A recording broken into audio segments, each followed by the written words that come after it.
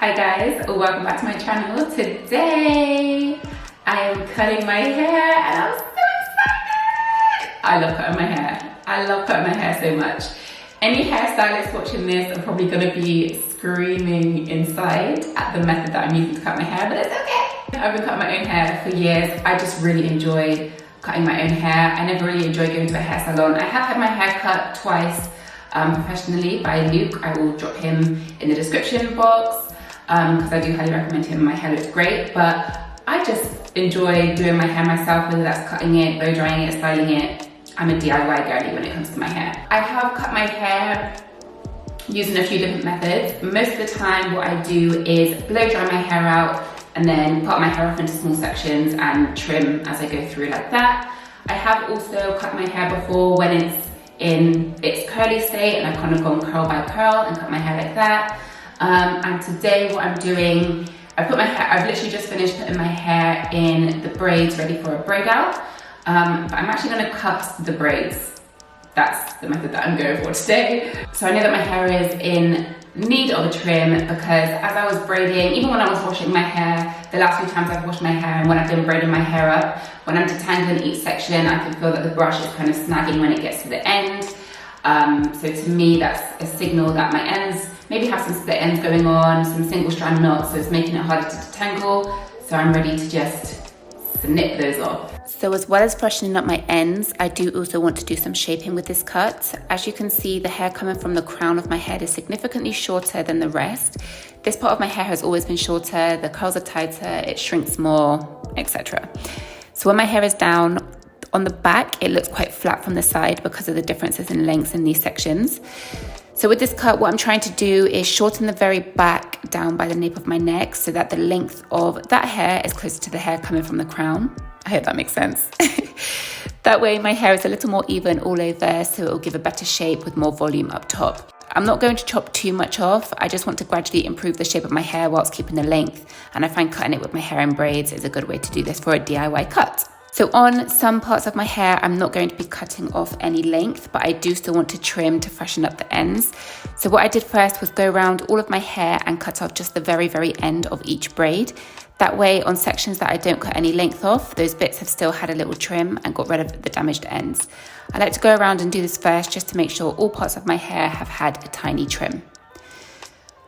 When I'm not shaping my hair, this is how I sometimes trim to keep my hair looking nice and healthy and thick all the way down to the ends.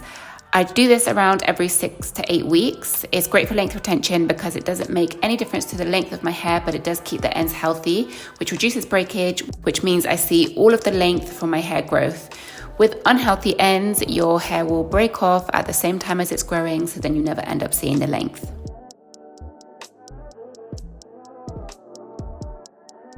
Okay, so now it's time to actually get rid of some inches.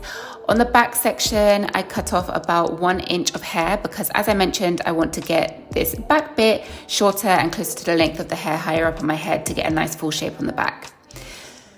As I cut, I pull on the braids to make sure that they're even on both sides. I get a handheld mirror so that I can see what my hair looks like from the back. I basically just take my time to cut off small bits, check the length and evenness, and if I need to go around and correct it, I go back and cut off some more.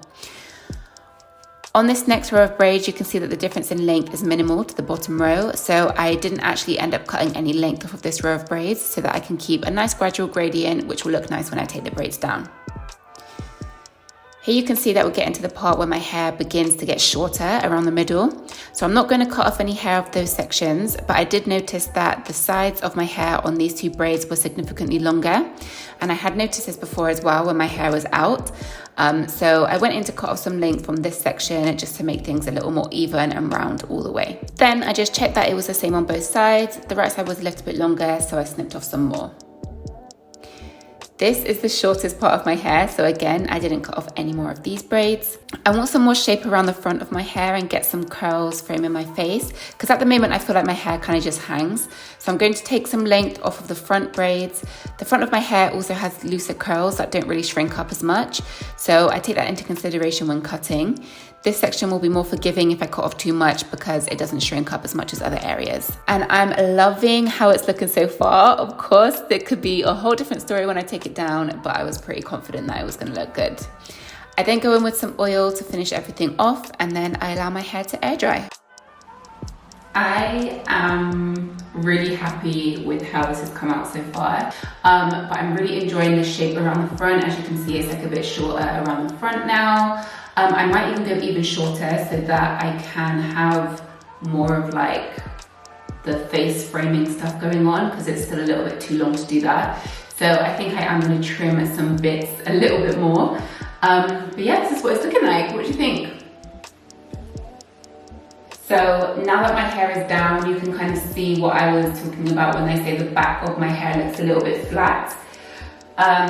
So because this is so much longer, this bit here is so much longer, it kind of just goes straight down. Whereas if this continues to stay short and this grows out a little bit more, it's going to be more of a round shape on the back. So I'm just going to continue to cut this bit and trim the ends of the bits on top until the lengths are more even. That is my plan. Because I don't just want to chop it, I want to keep the length, and I want to keep the length as I gradually achieve the shape that I want. And this is the back.